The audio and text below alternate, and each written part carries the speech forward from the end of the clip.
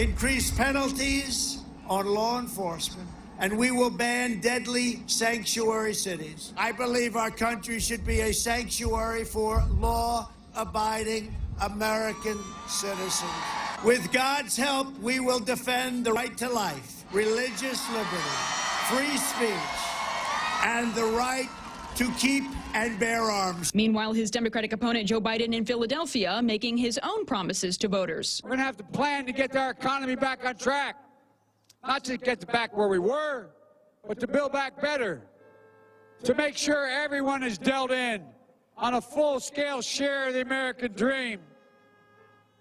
We're going to address systemic racism and build real economic opportunity and equality for the black community. And here's the latest look at their busy schedules this weekend as both candidates continue making the rounds across the country. The sun set on Sunday with both the former vice president and the current president making speeches to supporters, each contrasting themselves with the other. He's Putin's puppet. That's who he is. Donald Trump's not strong. Mr. Biden speaking at his second Philadelphia drive-in rally. Philadelphia and North Carolina are close states for both candidates. President Trump spoke in Hickory. Biden says he's running as a proud Democrat. I'm running as a proud American. Biden finishes Sunday with a virtual rally. The president finishes with a near midnight rally in Miami. That's Fox's Eben Brown reporting. America is listening to Fox News. Half a day. This is Clara Manglona from Security Title with an important warning. Wire fraud is real, and home buyers and sellers are one of the biggest targets, even on Guam. When sending money by wire transfer, be sure to confirm the wire instructions by phone, not email. In this case, it's good to be suspicious and know who you're dealing with. Let the professionals at Security Title work with you to minimize loss due to wire fraud. We are here to help. Are you fed up with those long bank lines? Do you wish you had a bank who gave you faster service?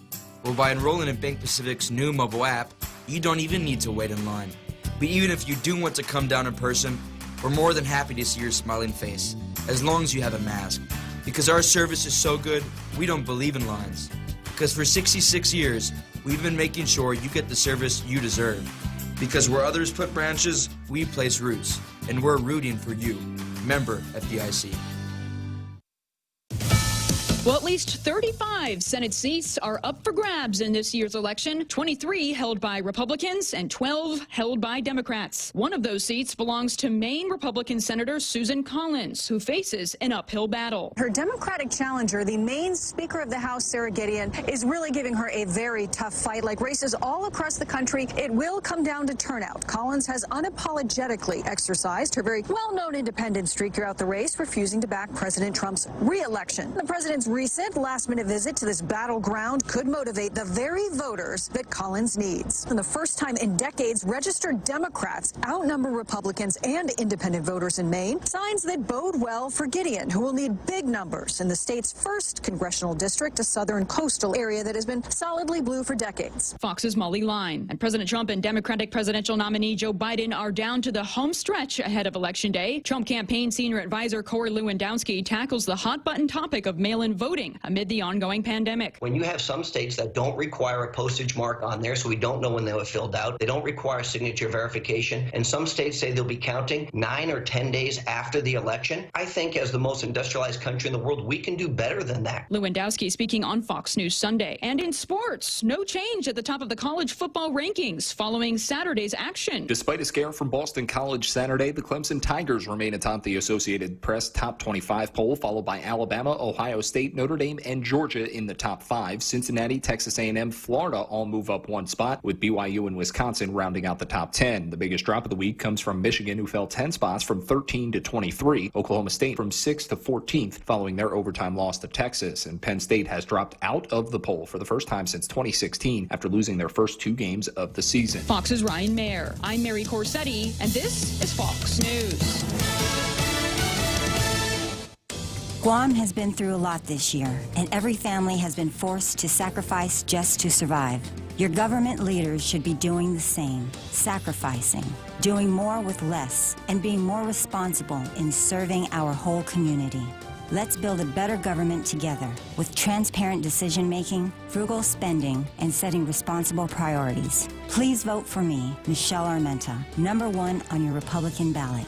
I'm Michelle Armenta, and I approve this message. As the island takes a stand against the coronavirus, so do the professionals at Horizon Properties. As a property owner and with the current health scare the island is facing, the last thing you should worry about is collecting rental payments or sending out a repairman to your property. Let Horizon Properties take care of that for you as you remain safe at home. Call Horizon Properties at 646-7616 or 777-7792. You can also visit them at www.horizonproperties.com. Horizon Properties, always there for you. Chili's has a dinner deal you can't miss. Enjoy a tasty appetizer, 2 bottomless Coca-Cola beverages, and 2 mouth-watering entrees, all for just $35. Treat yourself to entree options like our fall-off-the-bone baby back ribs, personal fajita with chicken, or the ultimate bacon burger. Chili's, 2 for $35. Available daily from 3 p.m. to closing for patio dining or takeout. Chili's is located on the 2nd floor of the Tuman Sands Plaza. Call 648-7377 to place your takeout order today. With Chili's, you can still savor the moment at home. Tall Tales with Bob Klitzkie is brought to you by Bank Pacific. Banking on the Pacific for 66 years. Tall Tales with Bob Klitzkie is brought to you by Security Title, providing solutions for complex real estate transactions. Welcome to Tall Tales with Bob Klitzkie, the only show on talk radio where common sense is a lot more common. Phone lines are now open at 888-TALK. That's 888-8255. And now, The Point proudly brings you Tall Tales with Senator Bob Klitzkie. A well-regulated militia being necessary to the security of a free state, a right of the people to keep and bear arms shall not be infringed, Pilgrim. Boy, that felt good, Jose. You better believe it. After 2 whole days, no tall tales, it's good to be back in the saddle again. That's called duking it out on the radio. Yes, sir. Let's go to Zemi Ikotny.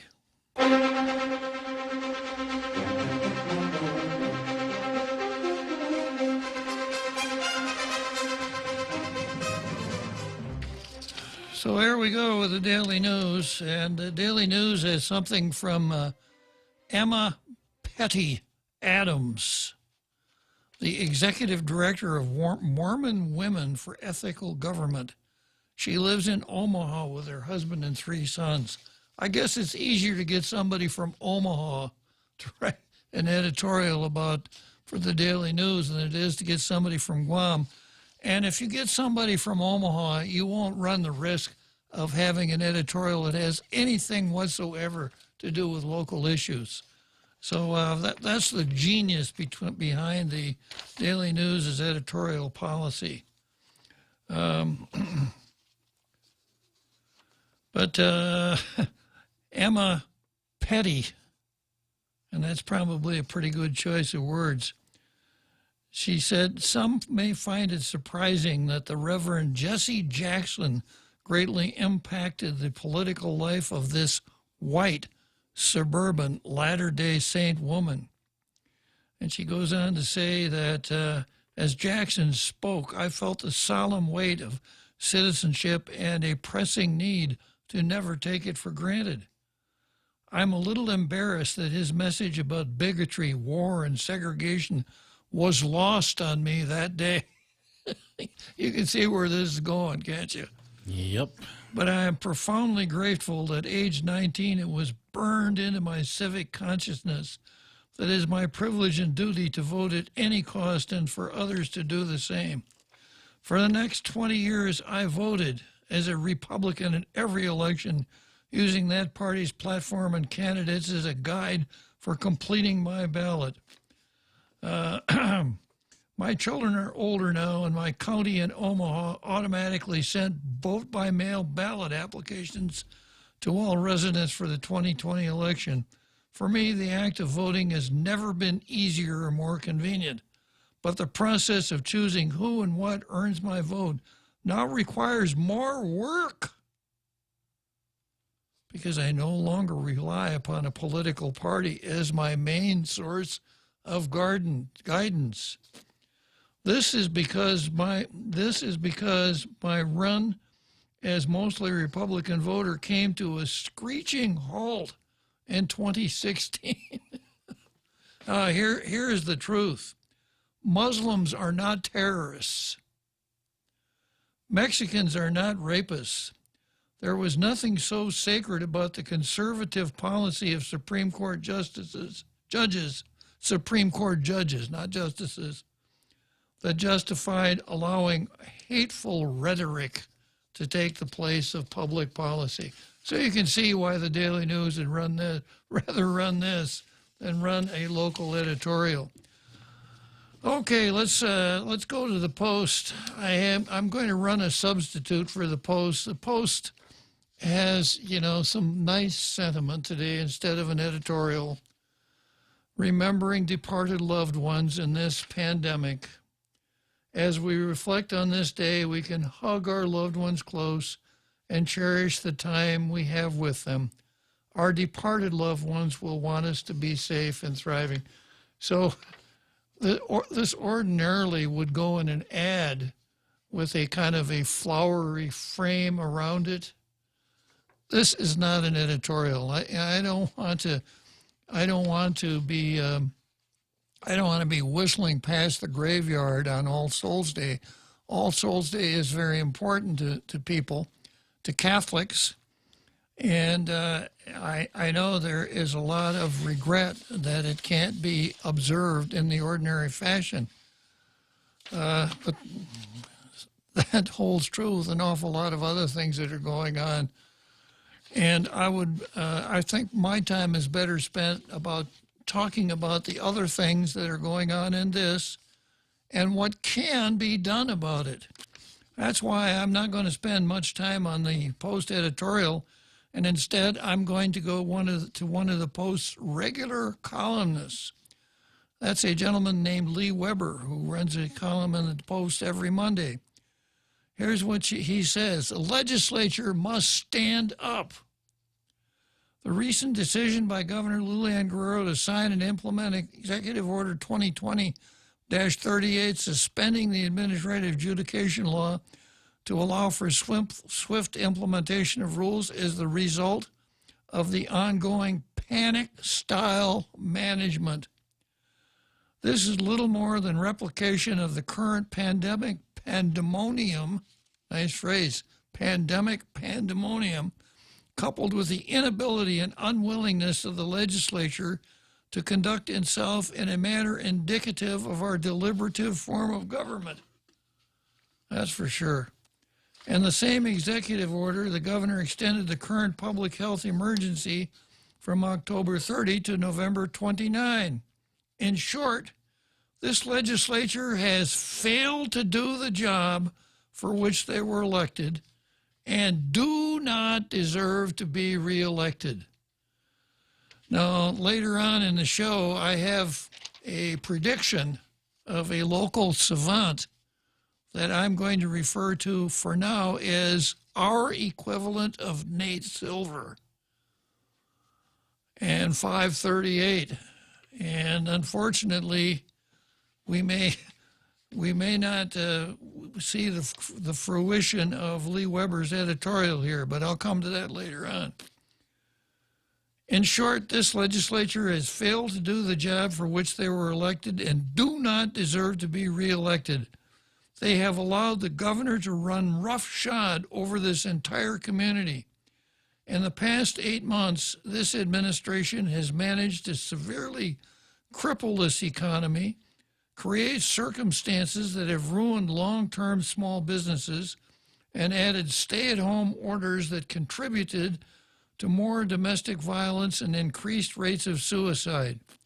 The current members of the Guam legislature bear just as much, if not more, responsibility for these events, since they willingly chose to sit quietly and ignore their responsibility to the very people who elected them into office. This latest step by Governor Lujan Guerrero in suspending the administrative adjudication law to allow for swift implementation of rules is one more step towards non-democratic rule and needs to be stopped in its tracks.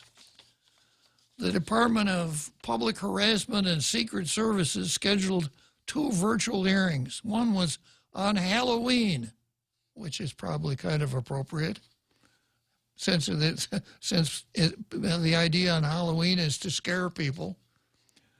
Tricks and treats. Yeah. Was set from 2 to 4 p.m. and it's my understanding that the other will be this Wednesday from 2 to 4 p.m.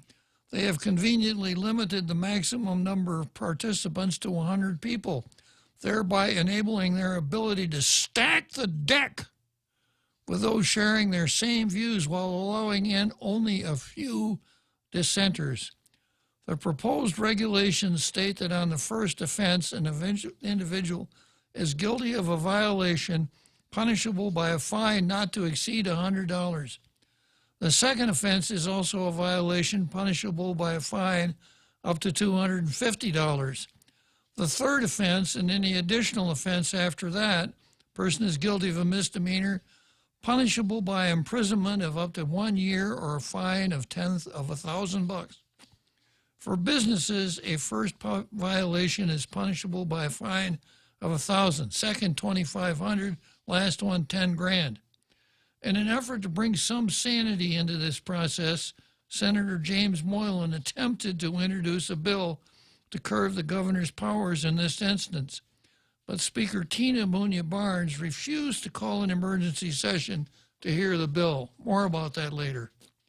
She said the legislature's role in the checks and balance system of powers applies to public finances and making sure that the health and safety of our community is prioritized. It appears she does not see this move as affecting the health and safety of the community. So that's Lee Weber's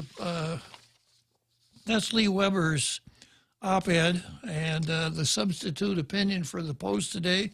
So, given the powers vested in me as the host of Tall Tales, and given that I have the blue pencil here in my hand, today, instead of awarding the coveted Blue Star to either of the newspapers, it goes to Lee Weber. I think this is Lee.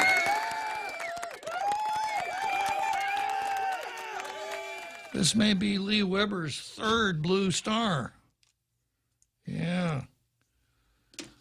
Okay, let's take a look at the card. And as I mentioned, not part of the card, but before the end of the show today or tomorrow, I will announce the predictions of our local equivalent of Nate Silver, 538, as far as the predictions of who will win legislative seats. Okay, the card. This is what I've got. I'm going to start out with Tina versus James W. What does the W stand for again, Jose? Woke. James Woke Moylan. And then we're going to go from there to Tall Tales versus the candidates. I've got to finish that up today. And then more card after that, whether we get to it today or tomorrow, is HUD versus Topaznia. And I'm about to award Ray Topaznia with a prize.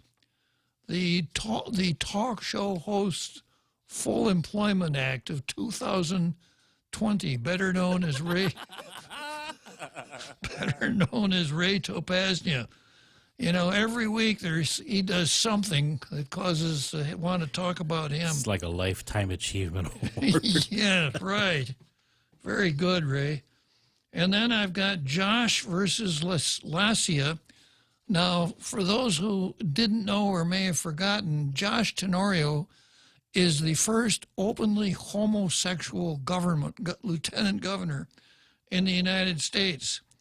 And Lasia Casil also has a government position working with I think she's the executive director of the Agana Redevelopment Authority, and she is the president of Pride.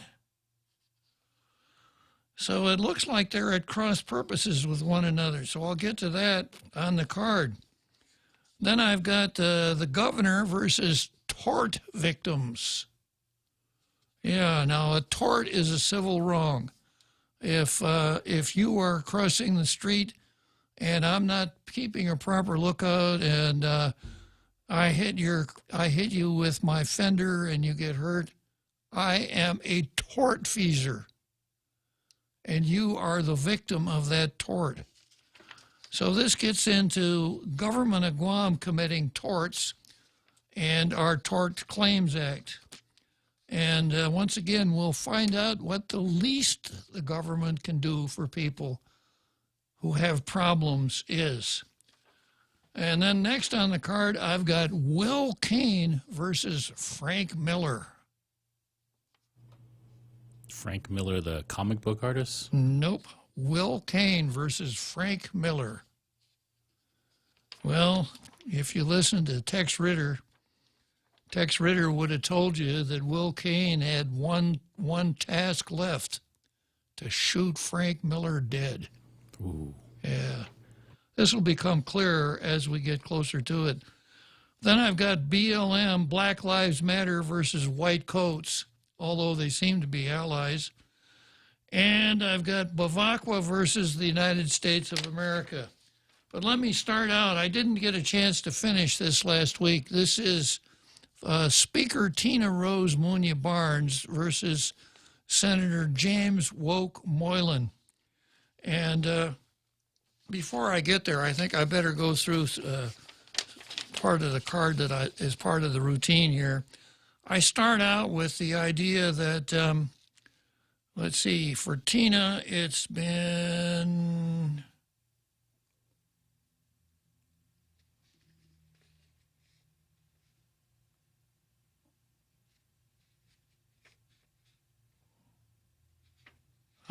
Oh, here it is. Yeah. It's been 69 days since Tina called an emergency session of the legislature and waived public hearing requirements. So she knows how to do it. But it's, as I would analyze the data, it seems that her co-sponsorship of a bill is the best way to make sure she calls the legislature into session and waives the public hearing on that bill. So we have that, and then we have a new feature in the program, and it's the DTJ Count Up. And it has been 233 days that Guam has been held hostage by the governor and her emergency declarations. March 14th until today, 233 days of Guam held hostage. Now you're probably wondering why I call it the DTJ count up. DTJ, that's drive-through Jack. That one. Yeah. And drive-through Jack, you know, different people have different places where they go to think or something like that. Maybe a favorite chair or outside under a tree, or some people maybe even go to church. You know, it's just a place where you can really allow your mind to engage in deep thoughts. Well, for Jack, that place is the drive-through at any one of our restaurants that has a drive-through capability on the island. So last week, Drive-Through Jack said, Bob, you know, you ought to set up a count up for how long we have been in this emergency state.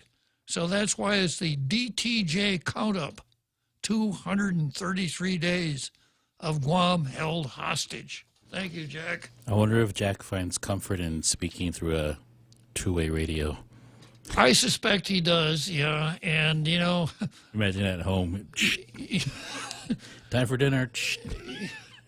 Yeah, and, you know, I'm not the only one who has access to a microphone, because Jack has a microphone in his show, too.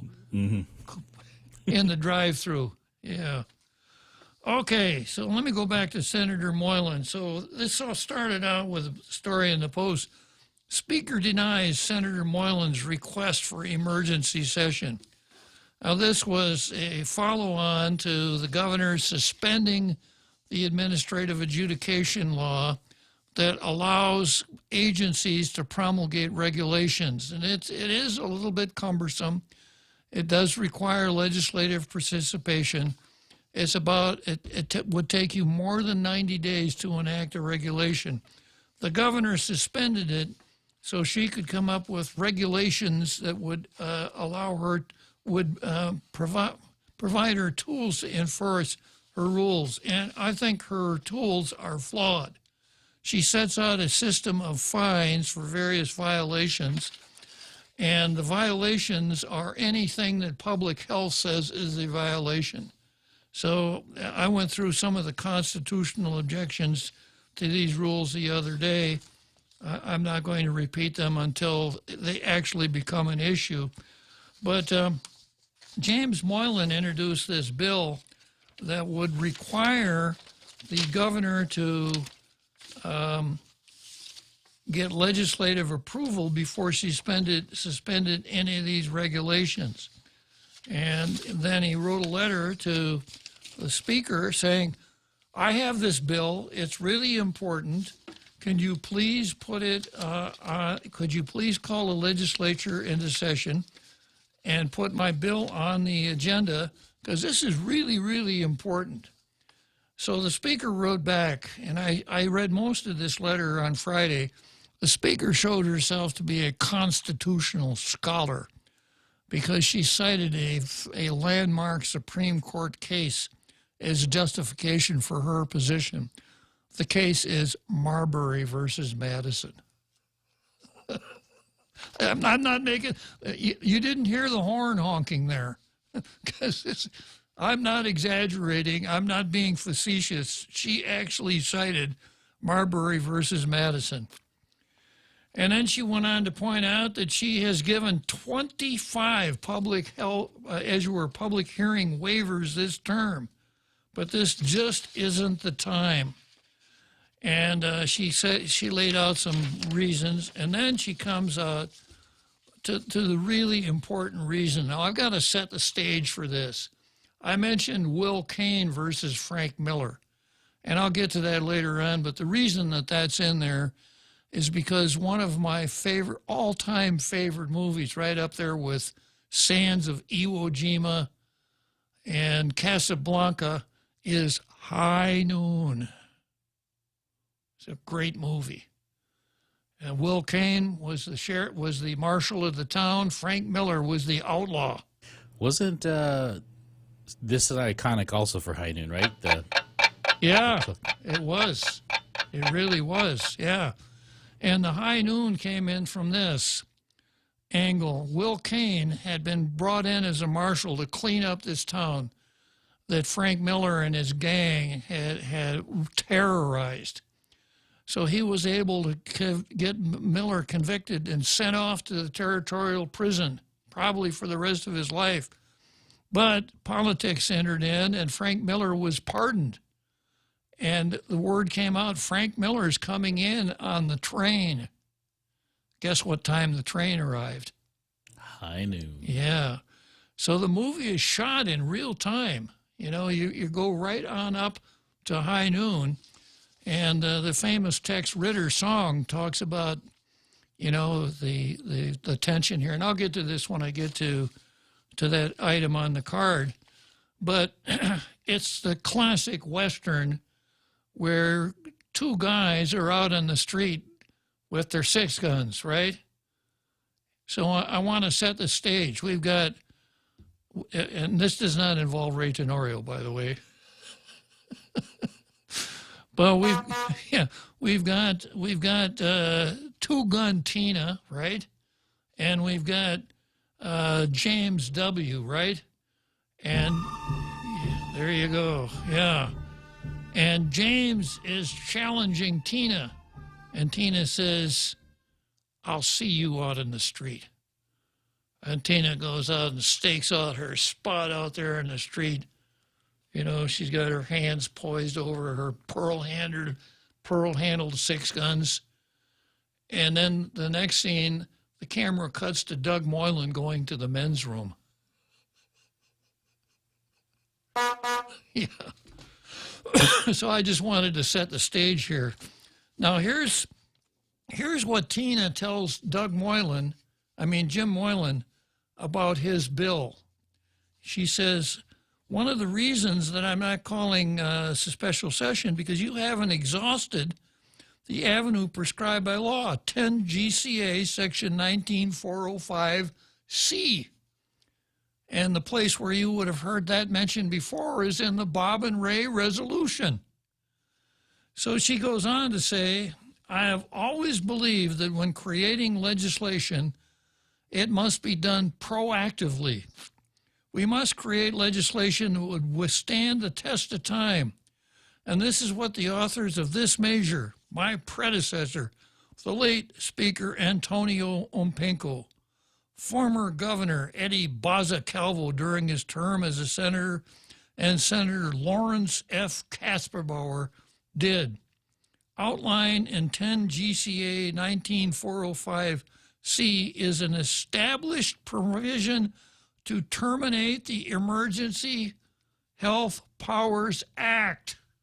Now, this is Tina telling him this, not me, not Ray. Certainly not the one whose name shall never pass our lips. This is Tina. While you mention the dangerous precedent that may be set resulting to the amendment of fees, taxes, or other policies, there is a clear path for this legislature to intervene and serve as a check and balance. Given that we have not exhausted the avenue afforded to us by law, I hesitate violating other laws and granting your request, as even the actions of this body is subject to scrutiny by another co-equal branch of government. Furthermore, should you feel that this matter requires immediate action, the avenue presented in 10 GCA 19405C provides a more efficient vehicle. Now, I have to set the record straight here. I am a ghostwriter, and I have ghost-written statutes for members on more than one occasion, including Clint's Bill 151, which the governor vetoed yesterday, and of course the Bob and Ray resolution. So I do that whenever I see the necessity for some ghostwriting. I did not write this for Tina. That's awesome. Yeah, I did not. It looks like something that I would write. It's clear, it's articulate, it's forceful, it doesn't beat around the bush. I didn't do it. Sounds like someone who listens to Tall Tales. Could be, yeah. So Tina goes on to say, given that we have not exhausted the avenue afforded us by law, as you were, your proposed plan of action, should it be passed by this body, I imagine would take days of debate on the floor, and upon engrossment and then passage, would allow the chief executive another 10 days to either pass or veto the measure. Should our governor veto your proposed measure, we would have to and on and on and on, as to how the legislature works.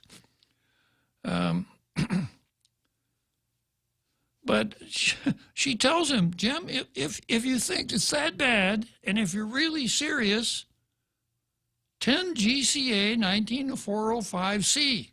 She didn't mention it in here, but you already have the tool. All you have to do is sign it, Jim, and then get some white out and take the one whose name shall never pass our lips off the draft, and take the one who didn't give me permission to draft that bill, take Mary Torres's name off of it, and initial it and introduce it. When you got to have the Speaker of the Legislature, the Speaker, Jim, in case you're wondering, the Speaker called your bluff. You're sitting there and you're throwing chips into the pot, like your whole card are aces, but you don't have any. You got a sneaky beaky. That's all you got. Let's take a short break here. The Extra Point with Jerry Roberts of Guam Training. Hi, I'm Jerry Roberts, and every day on The Ray Gibson Show, I get to comment on the incredibly diverse, fun, challenging, sometimes frustrating, often exciting, but always interesting world of work. I hope you'll be there with us. You can find daily transcripts of The Extra Point at guamtraining.com. Tune in every weekday morning at 7:20 for The Extra Point with Jerry Roberts. Brought to you by Guahan Insurance Services and First Hawaiian Bank on 93.3 The Point. Mezcla Chamorro Fusion Bistro in Hagåtña and Mezcla Dos Upper Tumon are now open for takeout and delivery services. For more information, call now at 479-2652 or 3 or Mezcla Dos at 646-6295. Mezcla Chamorro Fusion Bistro brings you island hospitality with the true taste of modern Chamorro cuisine at the comfort of your own home. They take your local favorite dishes and serve them with extra flair you will only find at Mezcla. Mezcla, a true taste of Guam. Tall Tales with Bob Klitzkie is brought to you by Bank Pacific. Banking on the Pacific for 66 years. Welcome back to Tall Tales with Bob Klitzkie, Guam's single voice of reason. Call now, 888-TALK. That's 888-8255.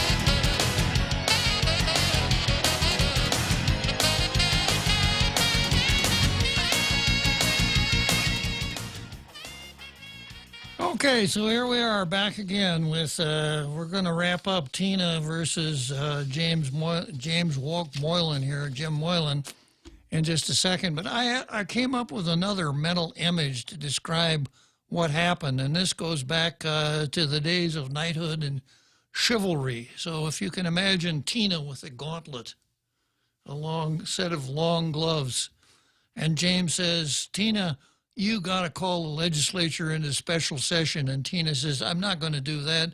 She takes off one of her gloves and slaps James Walk Moylan across the face with that glove. And she throws the glove on the floor right in front of him. Now, according to the rules back in the day, that meant that Tina challenged James Walk. And if James accepted the challenge, he'd have to pick up that glove.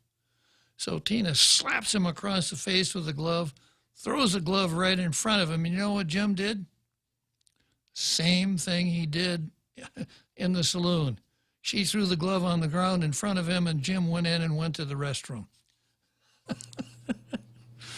So I have something else here. When one of these issues comes up, I try to gather all of the relevant papers, statutes, news articles, letters, whatever I can, and put them in a packet, and I hang on to that packet as long as that issue survives. So part of my packet here, I have a press release from the office of Jim Moylan. Sometimes I read those press releases into the record, but Jim, I'm not going to read your press release here. You want to know why? Because after this, no one's going to care what you say. Okay, into that part of the agenda. Now let's go to the candidates.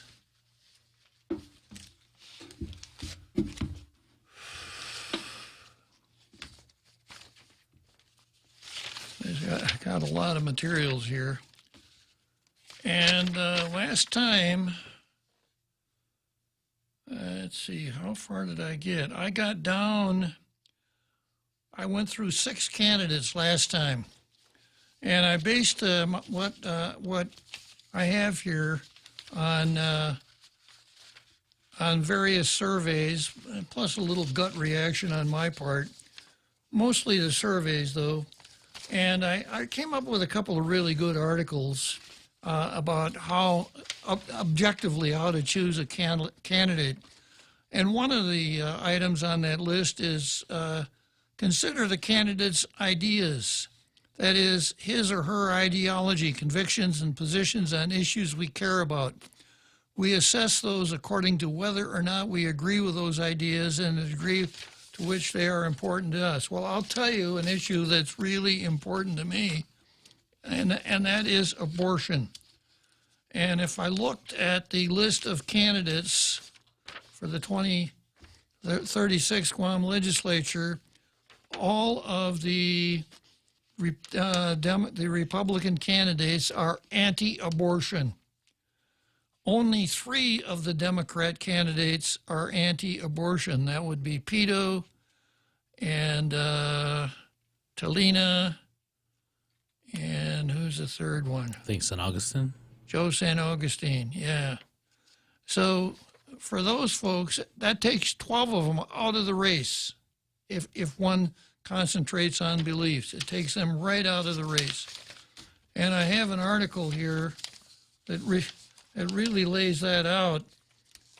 You can't be a Christian and support the Democrat Party. And it starts out this way. The Democrat Party has built its entire platform off of 2 major issues, abortion and sexual anarchy. I will state at the beginning of this that no Christian can support the Democrat Party. I have no qualms expressing such. I find it hard to believe that professing Christians could even find this topic worthy of debate. This is from a guy named Grayson Gilbert. So I think that, as far as the ideology part of it, that really lays it out pretty clearly. I give a lot of weight to the survey put out by the Vigilance Group. And if you haven't seen it, if you haven't voted, or even if you have, go to the Vigilance survey, because it requires more than circling a yes or no. And you can tell the thought process of, if any, of candidates by the way they handle that survey. Okay, so next on the list here, I've got David Duenas, a Democrat who, of course, is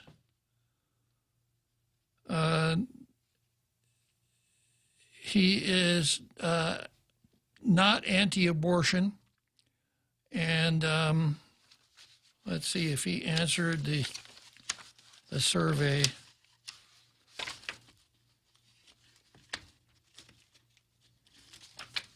I don't have the stuff as organized as I should have.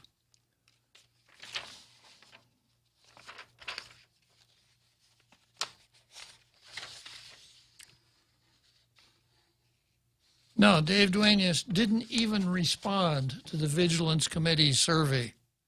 So if he didn't even respond to the survey on transparency, and let's see.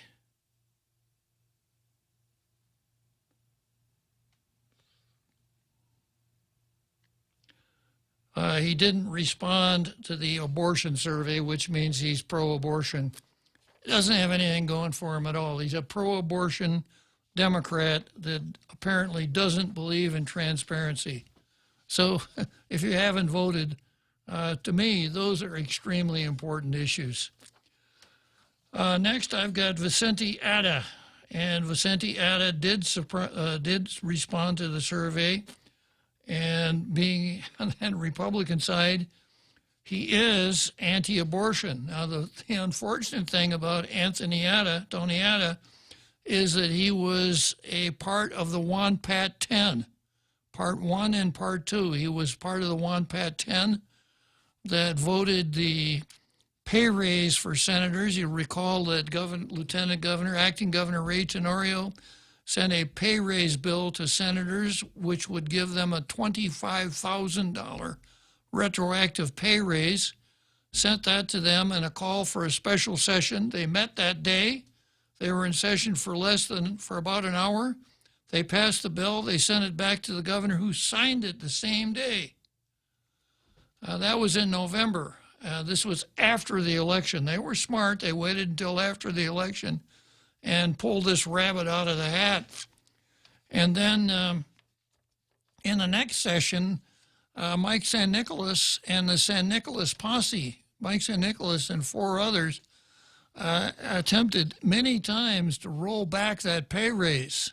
And Tony Ada was always in one of those groups that would not allow that salary increase to be rolled back. He lost the next election, and he ran for lieutenant governor with Ray Tenorio. After he had lost, and my analysis is the reason he lost is because he was part of the WANPAT 10 Part 2. As lieutenant governor, gubernatorial candidate, he comes out and says, yeah, that pay raise was good. That should have stayed in place. So, you know, is that the reason he wants to get back in, to give himself a $25,000 retroactive pay raise? Next, we have Talina Nelson, who really didn't participate in what's going on here because she's on duty with the National Guard. One of her minions did tell us that she is anti-abortion. She had a boilerplate answer for all the rest of the survey questions on the Vigilance Committee. So I can't be that critical. You know, I could speculate and say, well, you know, she's on duty with the National Guard, but you know, she's got a phone, she's got an iPad, she could still respond. But I don't know that. Did you see the election guide in the newspaper this weekend, or was it yesterday? They had all the candidates and question and answers, I guess, but they had a small box with Talina Nelson and said because she is active duty, she's not allowed to campaign. Is that correct? So she didn't answer the questions because of that. Yeah, it probably is. Yeah, it probably is. I hadn't thought of it in those terms, but she probably is. That's a rule by the military. Yeah. Interesting.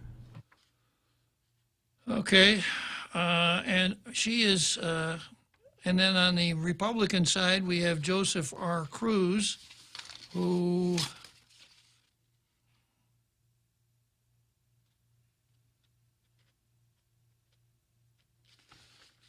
doesn't value transparency either. And I've told this story before, but I'm going to tell it again. It's appropriate that J.I. Cruz did not answer the Vigilance Committee questionnaire about transparency, because my own experience with him is that he is not transparent. And I'll tell this story again. There was a time when Cruz was the chief of police, Eddie Calvo was governor. Eddie Calvo's wife went to London to pick up her daughter from school. And she was accompanied by 2 police officers who were getting paid for the whole trip. You know, that would make an interesting set of tall tale stories all by itself, but it's ancient history. But the important thing here is that, of course, the newspapers were on this. And Cruz was attempting to defend it. So he said that he had to do that by law. So I sent him a FOIA asking for the law that required him to furnish executive security to anybody, knowing that there is no such law. And Cruz asked for an extension of time, taking the extra 10 days. And of course, there is no law that says the chief of police has to provide security for anybody. And I got to talk about Steve Ignacio here, because you'll recall that he assigned people to do patrol checks on his house after there was a burglary in his neighborhood. Yeah. Same thing. Yeah. So Cruz couldn't come up with a law requiring him to provide that executive security for the governor or the governor's wife. So I wrote back to him and I said, you know, it's not there. You may want to clear the record now. And this is a direct quote from Cruz. That's exactly what he said. So, okay, you didn't respond.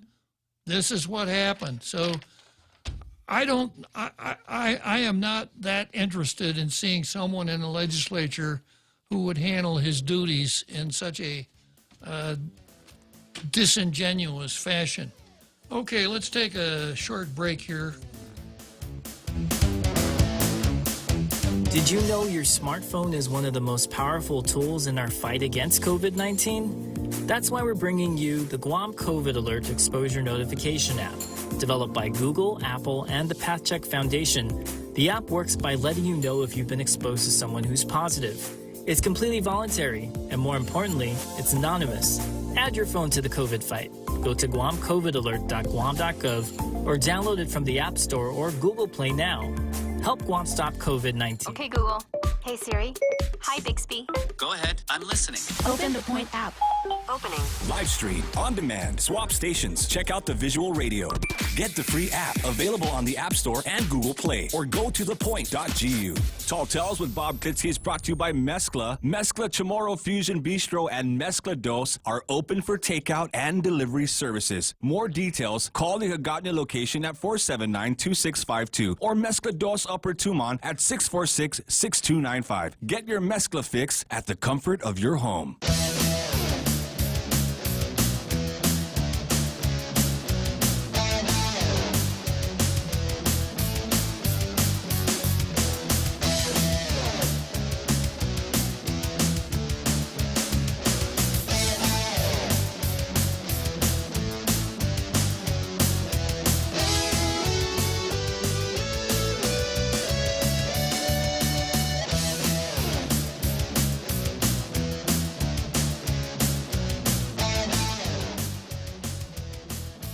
Okay, so the chief wordsmith of Tall Tales, the poet laureate of Tall Tales, chimes in on the Joseph Cruz performance and tells it and invents a new word. He says, our elected representatives are plagued by many flaws, but they can be succinctly described thusly: smugnorant, a toxic combination of smugness and ignorance. Smugnorant. So I guess I'd have to say that Joseph Cruz is smugnorant. Okay. I feel enriched. Mm-hmm. You know, we did get a call while you're discussing Talena Nelson's active duty status, and he said she is not allowed to campaign while in uniform, but as a civilian she can. So there's that caveat. Yeah. Well, let's say that she can't campaign while in uniform. And let's say, I don't know what her duties are. Well, you know, she could be living in a foxhole down in Dandan or something, for all we know. And I don't want to know. She's on active duty with the National Guard. All of us should support guardsmen when they're on active duty. That's good enough for me. And so I'm not going to be critical of her for not answering these surveys. You'll recall that in the beginning, since she didn't answer the pro-life, the Esperanza survey, she was marked as pro-abortion. But one of her minions called up and said, no, she's always been anti-abortion. So much for that. Okay, so then we have... next on the list, I've got Clinton Rigel. And Clinton, of course, is one of those Democrats that pro-abortion. And Clinton also is one of those who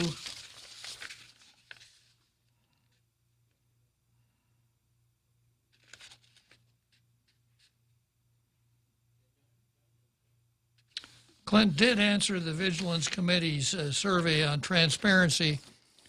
And to Clint's credit, when we have the kerfuffle over the CCU pay raises, I sent a draft bill to all 15 members of the legislature.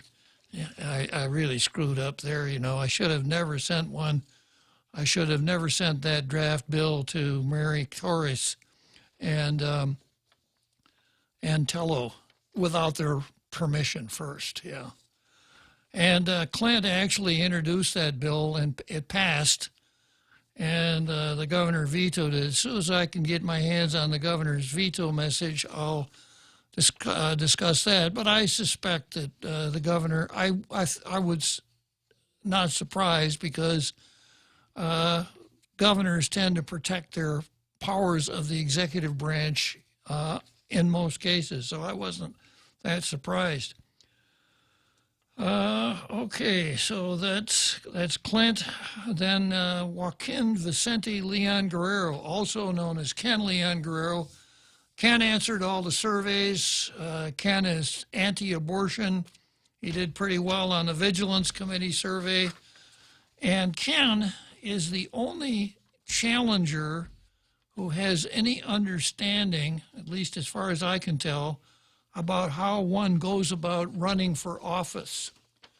If you want to run for the next legislature, the 37th Guam legislature, the elections will be in November of 22. I think you could turn in your papers in June of 22. So it looks like everybody except Ken thinks, well, what I'll do, I'll turn in my papers and then I'll start thinking about my candidacy. If you want to run, you got to start a year before if you want to get elected. And you start a year before and you develop some name ID. You start showing people what your values are, how effective you are, etc., so that when you do turn in your papers for candidacy, people say, yeah, I know who that is. Now, I looked on this list. Sandra Seo, Don Ed Kalani, Vincent Bora. Who are these? It's like another movie. What was the name of that movie? Robert Redford and Paul Newman. I'm thinking Butch Cassidy. And Yeah, Butch Cassidy. Okay. Butch Cassidy and the Sundance Kid. Do you remember? And they took off for South America, and somebody was still chasing them. And who are those guys? Well, that was my reaction when I saw Sandra Seo, Don Ed Kalani, and Vincent Bora, and Franklin Mano, and who are those guys? You know, if you haven't established some sort of standing in the community by the time you turn your papers in, you might want to wonder if you really have, if you're not making a good use of your time. It could be something as simple as, do you remember when Dennis Rodriguez Jr. ran? Way before he even announced his candidacy, we had signs all over the island saying, Merry Christmas from the Rodriguez family. Yeah. I was like, who is this guy? Well, Ken probably wrote the playbook. Testify at public hearings. Take public positions. Write letters to the editor. Call into Tall Tales. Call into Tall Tales. Let people know what you're about, etc. So, so Ken did all of those things. So,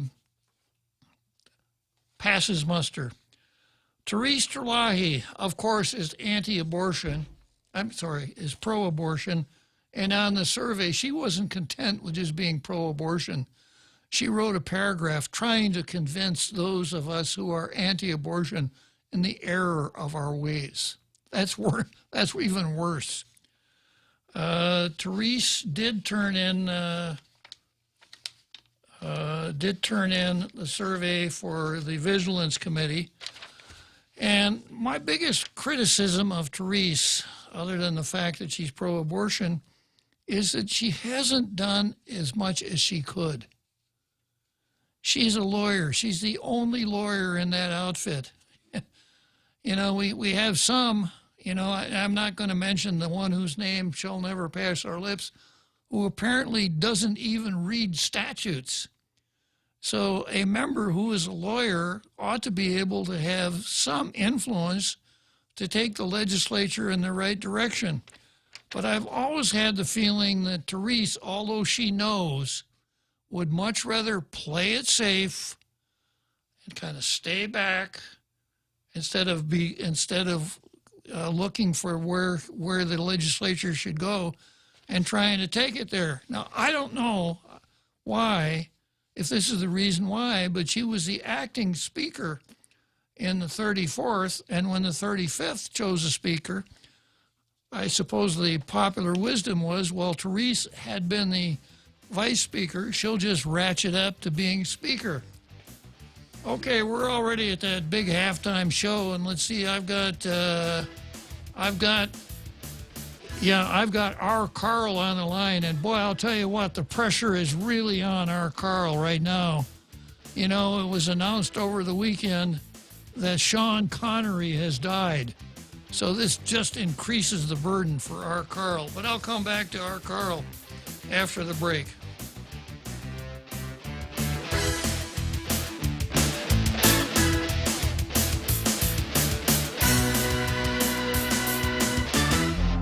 The Point is KUSG, Hagåtña, Guam, 93.3 FM and 104.3 HD3. The coronavirus, more of a concern to voters than the economy. I'm Mary Corsetti, Fox News. That's according to a Fox News poll, and both candidates pressing hard on the topic of the coronavirus as they make their final campaign stops in key battleground states. The president held a rally in Rome, Georgia Sunday, discussing coronavirus treatments. We come up a safe vaccine that is ending the pandemic. By the way, it ends with or without. We're rounding the turn, but we have the greatest companies in the world, and they're all set. And we're coming up. We will mass distribute the vaccine in just a few short weeks, and it will quickly help us to eradicate it. It's going to go anyway. Meanwhile, his Democratic opponent, Joe Biden, slamming the president for his handling of the coronavirus. Our frontline healthcare workers have given all their best to this virus, everything to beat it. Many of them died, but we have a president who's given up. I'll never give up. We're going to beat this virus. Democratic nominee Joe Biden speaking at a drive-in rally he held in Philadelphia on Sunday as he fights to claim victory there after the president won the state by a razor-thin margin in 2016. But COVID-19 remains a central issue in the campaign's final days, with both camps on opposite sides about where America is with the virus. Jason Miller, an advisor to the Trump campaign, says while a vaccine is on the way, the president has brought therapeutics to the table. COVID is no longer a death sentence for virtually everybody who gets it. We have made such miraculous advancements. Biden campaign advisor Anita Dunn says the president is ignoring the reality of COVID spread to get reelected. There are 1,000 families in this country who lost someone yesterday. There are 1,000 more that will lose someone today, and those are not virtually nobodies. Both appeared on ABC's This Week. The U.S. has recently set single-day records for COVID diagnoses. Fox's Grenal Scott. America is listening to Fox News. 5, 4, 3, 2, 1, launch! That's just what we did with our new state-of-the-art mobile banking app as we celebrate 66 years of serving our island communities. It's loaded with a ton of new user-friendly features, including remote deposit capture. It's another way of saying you don't have to come to the bank to go to the bank. And if you want to come to the bank, we're happy to see your smiling face as long as you're wearing a mask. And we don't have long lines. Bank Pacific grows but branches, we place roots, and we're rooting for you. Member FDIC. Half a day. This is Claire Manglona from Security Title with an important warning. Wire fraud is real, and home buyers and sellers are one of the biggest targets, even on Guam. When sending money by wire transfer, be sure to confirm the wire instructions by phone, not email.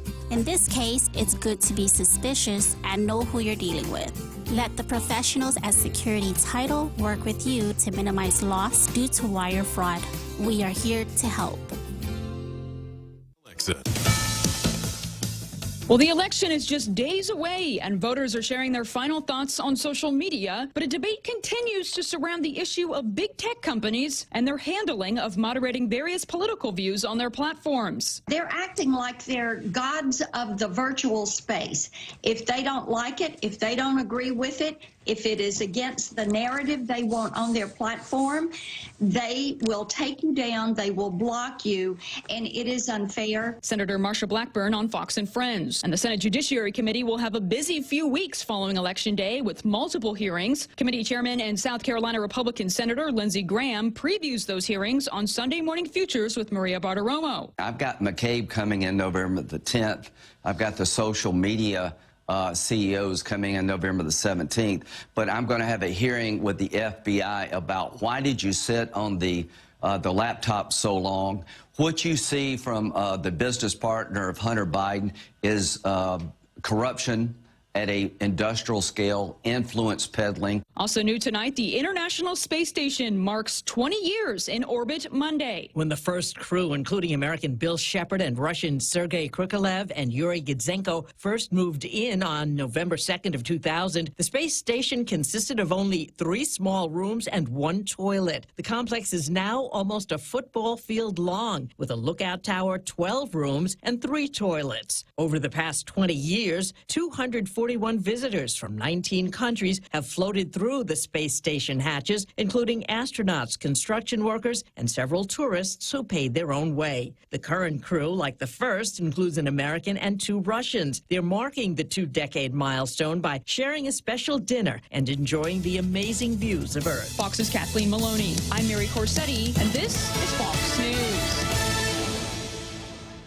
Mezcla Chamorro Fusion Bistro in Hagåtña and Mezcla Dos Upper Tumon are now open for takeout and delivery services. For more information, call now at 479-2652 or 3 or Mezcla Dos at 646-6295. Mezcla Chamorro Fusion Bistro brings you island hospitality with the true taste of modern Chamorro cuisine at the comfort of your own home. They take your local favorite dishes and serve them with extra flair you will only find at Mezcla.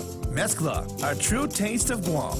Chili's has a dinner deal you can't miss. Enjoy a tasty appetizer, 2 bottomless Coca-Cola beverages, and 2 mouth-watering entrees, all for just $35. Treat yourself to entree options like our fall-off-the-bone baby back ribs, personal fajita with chicken, or the ultimate bacon burger. Chili's, 2 for $35. Available daily from 3 p.m. to closing for patio dining or takeout. Chili's is located on the 2nd floor of the Tumon Sands Plaza. Call 648-7377 to place your takeout order today. With Chili's, you can still savor the moment at home.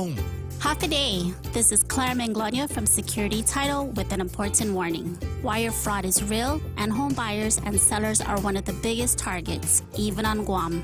When sending money by wire transfer, be sure to confirm the wire instructions by phone, not email. In this case, it's good to be suspicious and know who you're dealing with. Let the professionals at Security Title work with you to minimize loss due to wire fraud. We are here to help. Tall Tales with Bob Klitzkie is brought to you by Bank Pacific. Banking on the Pacific for 66 years.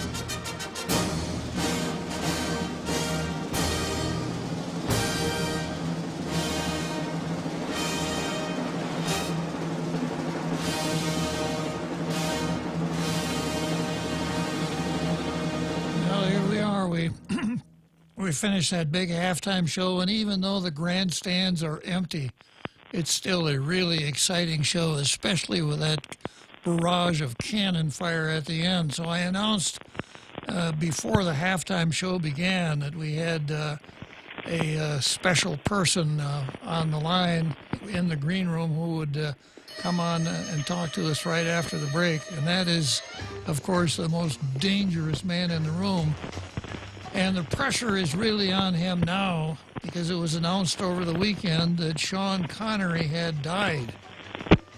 So it may very well be that our Carl will have to pack up and move to Hollywood because those James Bond movies are such a treasure. I can't imagine any movie company leaving them behind.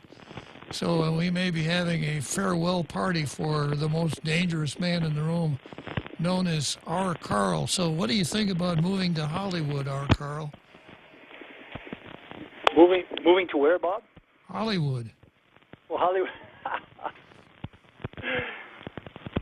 I might think about moving to the opposite of Hollywood. I'm not very impressed with Hollywood. Well, you know, yeah. with James Bond having to go on and to meet his maker, the demand for you is going to be pretty high. Yeah, I don't think anyone can fill Sean Connery's shoes. I don't think anyone really has. I think people have tried, but I don't know. He was an original. So what can you tell me today, R. Carl? Yeah, I just wanted to chime in about voting tomorrow. it's going to be really quick for me because I will not vote for a single incumbent. Very, very deeply disappointed in the lack of progress on some huge issues, the decaying hospital or decaying school buildings and school system in need of some reform. How about our decaying economy? Because everything has been shut down for... Absolutely. They have completely abandoned the private sector. And if even one of them had the guts to stand up and be a lone voice, I would have thought, wow, that person has courage. I think I'll give them my vote. Mm-hmm. But somehow they failed. So it's all going to go to newcomers and not that many. I've been really impressed with Michelle Armenta. She's shown a willingness to stand for the right things. And so someone that hasn't been talked about a lot that I will be voting for is Vince Borja. And it isn't just because we share the Borja name. But I've looked at his resume, and he looks like someone that has achieved quite a lot. He looks pretty aggressive. He was in the military. He served in the Middle East, and he's done quite a bit for a young man. And why do you suppose he didn't answer the Vigilance Committee survey, Carl? That's a puzzle. I don't know. That is strange. I know a mutual friend of ours has actually sat down with him and was impressed with what he said, and so I will be giving him a chance to see what he can do. I like what I saw on his resume, and when you're hiring someone to do a job, about all you have, or one of the few things you have to judge a person's ability to perform on the job is what they've done in the past. You know, what have they done? And I don't mean education. I mean, what have they actually achieved with their education? And he's shown some signs that he has the right priorities. I hope I'm right. Well, let me give you an example here. Question number 4 on the Vigilance Committee survey. It has been reported in various media outlets that boards and commissions have approved pay raises or salary adjustments for unclassified personnel without reasonable justification. In order to ensure boards and commissions remain transparent with their actions for any unclassified, limited term appointment, etc., the Vigilance Committee recommends the following amendment to the Sunshine Reform Law. And there's a proposed 1010108C in 5 GCA. And it says that it would change the law that all information regarding salary, name, worksite address, employment type, employment status, disciplinary records, and performance evaluations of each employee shall be a public record. You know what his answer to that question was, or his response to that question? Ask tough questions with oversight. Review laws and policies to ensure there are no gaps, and ensure enforcement or removal of those who think they are above the law. In other words, if he were talking, it would be a very good demonstration of the difference between talking and making noise with your mouth, because he put words on paper without saying anything. And I won't spend a lot of time on his other responses, but you know, in addition to a person's resume, what he's done, you know, this is actually a test of what he will do, and he flunked the test. Not as bad as the 11 that didn't even turn in papers. But, you know, if a person wants to be a senator and he doesn't care about transparency, then I don't think I care about him. So much for Vince Borja. Sorry, Carl. I know he's probably your cousin or something like that. You're primo, no? Right, Carl? My primo. Okay, well, thanks for sharing that with us anyhow, Carl. All right, Bob, and thanks for your insight. Anyway, whatever happens, it's going to be a quick trip. Other than standing in line 6 feet apart, I mean, once I get in the booth, it's going to be going to be pretty fast. Okay. See you later. And then next we have online here none other than Martinez. Good afternoon, Martinez. Good afternoon, Senator. I got a comment and then I have a question for you, Senator. Certainly. My comment is, in less than 22 hours, we good citizens of the island of Guam will be going to vote. Now, as you know, I've been riding the bus, the mass transit, for 20 years now. Well, I'll take that back because it was a while where, maybe more like 17 years. I used to ride the fixed route where I could walk distances. Now I can't, so I ride the disabled. And I ride it for a while with people that went to work, they had a job. Their disability is more mental, they're slow, but they had a job in maintenance, at military stations, federal programs, or bus boys, cafeteria. Around there was 202 where the program ended, Able Industries.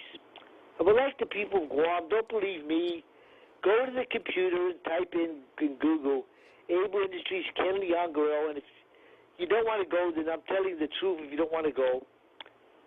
And you would see that there was a program that he headed with Mo Cotton that had 202 individuals disabled. You can read to what Mr. Candiarelli said, and go to the KUM story, because the first one's long.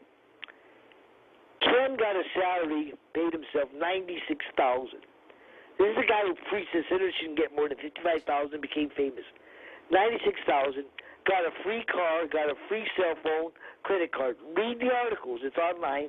And the program, he wasn't paying the fringe benefits. The program shut down, and he's barred from it.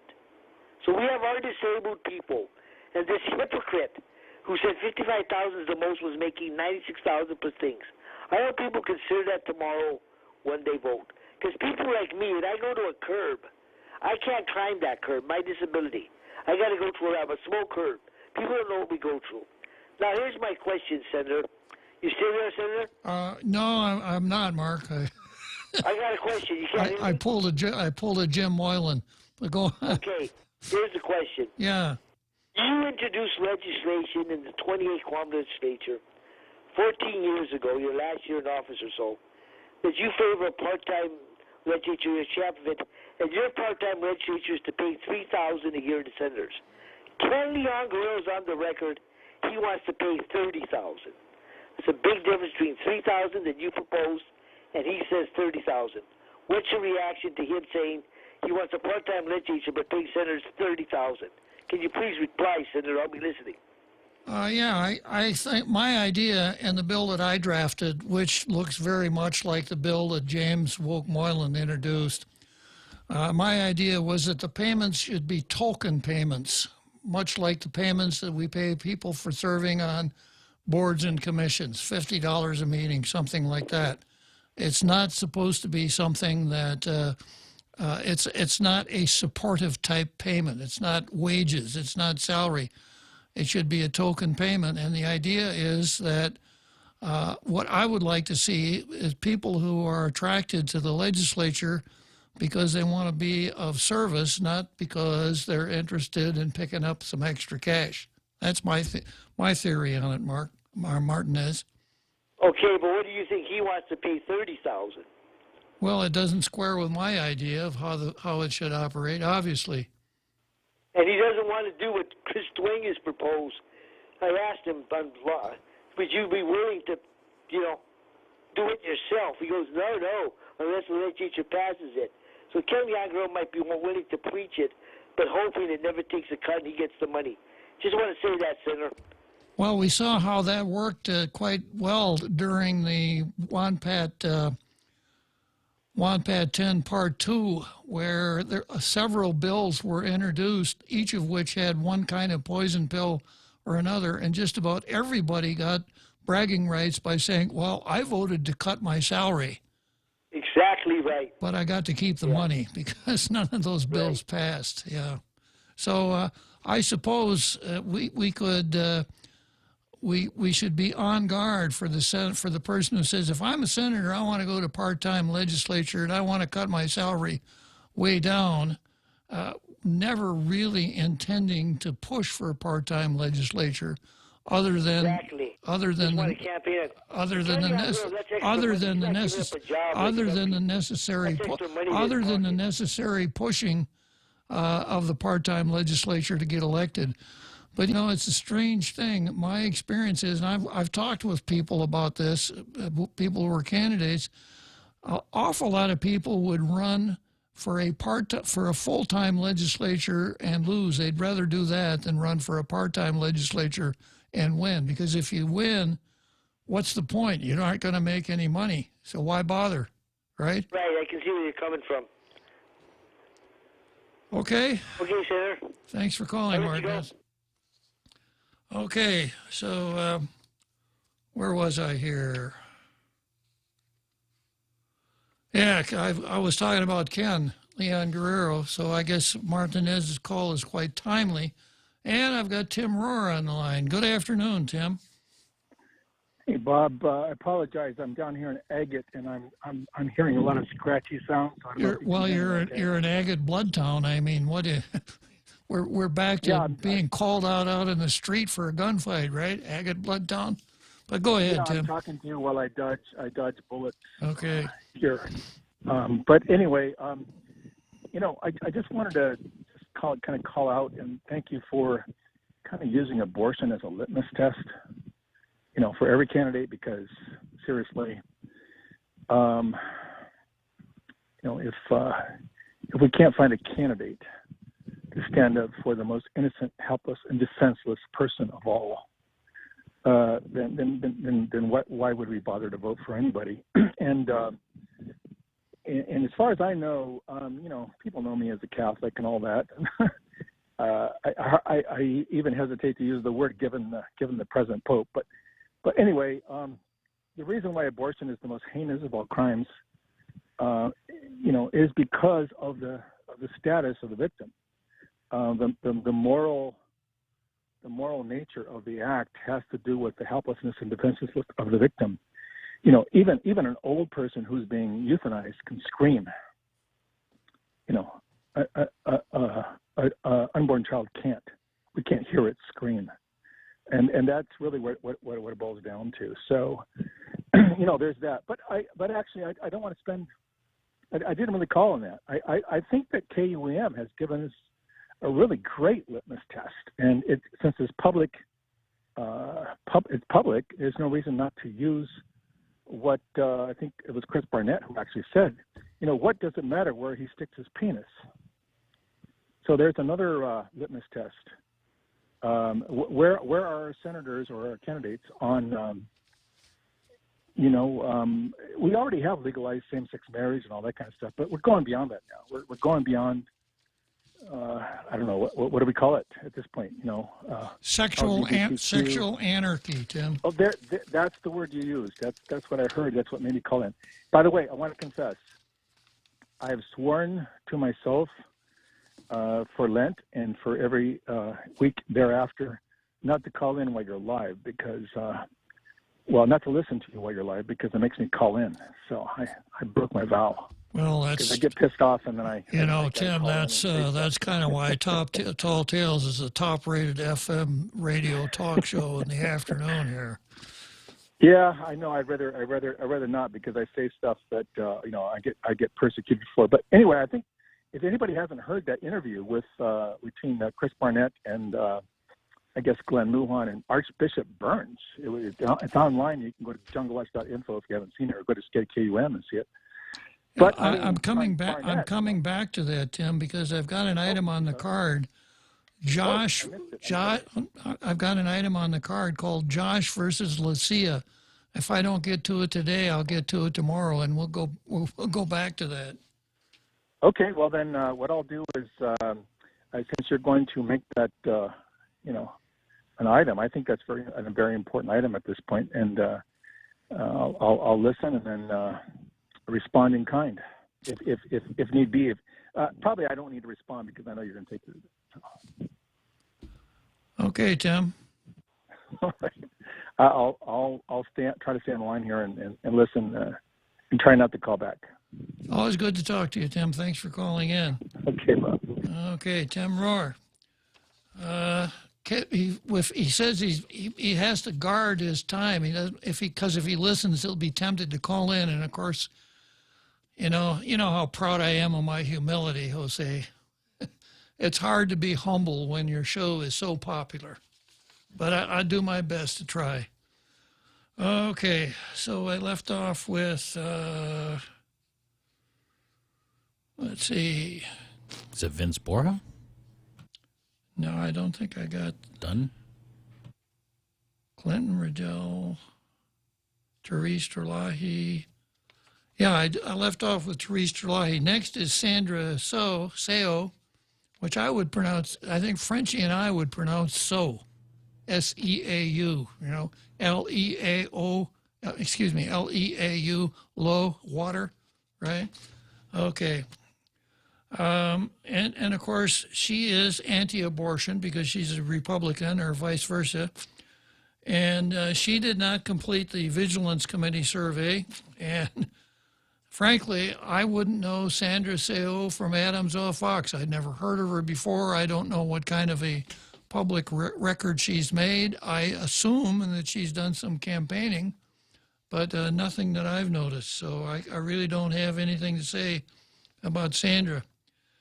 Next on the line, I've got Fred Berdalio, who is a governor, who is the governor's grandson, and he's a Democrat, of course, being the Governor Ricky Berdalio's grandson, and he's pro-abortion, which, as Tim mentioned, for me, that's a litmus test.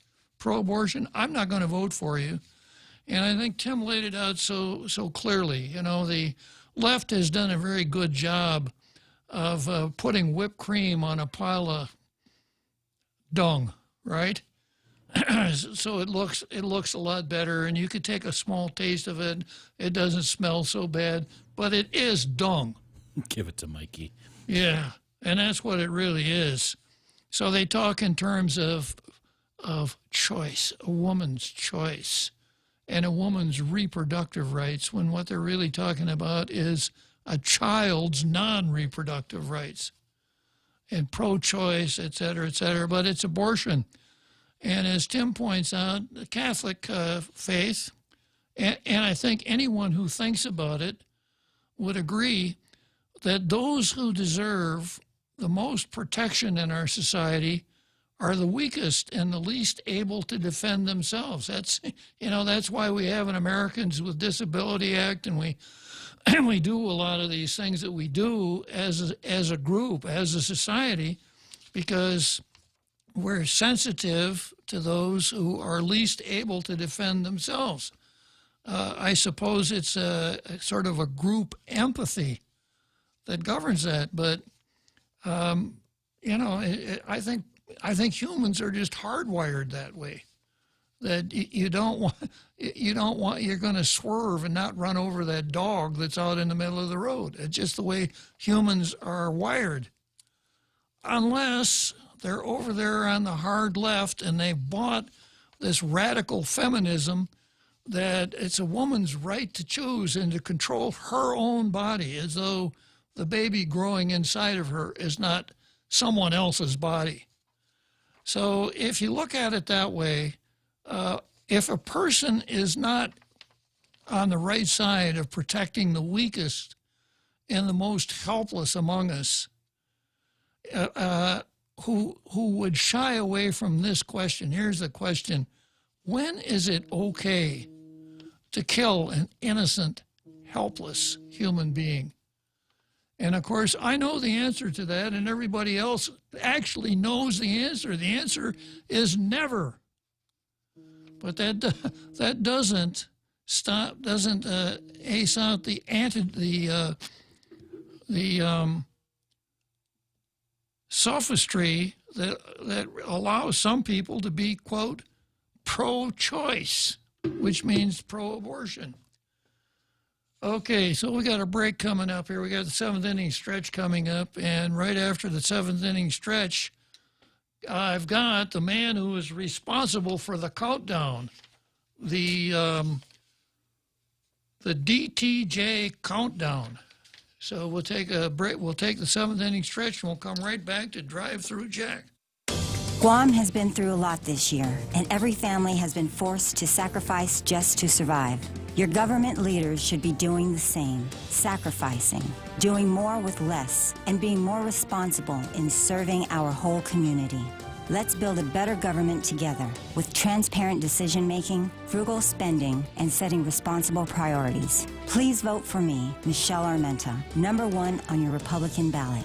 I'm Michelle Armenta, and I approve this message. The Extra Point with Jerry Roberts of Guam Training. Hi, I'm Jerry Roberts, and every day on The Ray Gibson Show, I get to comment on the incredibly diverse, fun, challenging, sometimes frustrating, often exciting, but always interesting world of work. I hope you'll be there with us. You can find daily transcripts of The Extra Point at guamtraining.com. Tune in every weekday morning at 7:20 for The Extra Point with Jerry Roberts, brought to you by Guahan Insurance Services and First Hawaiian Bank on 93.3 The Point.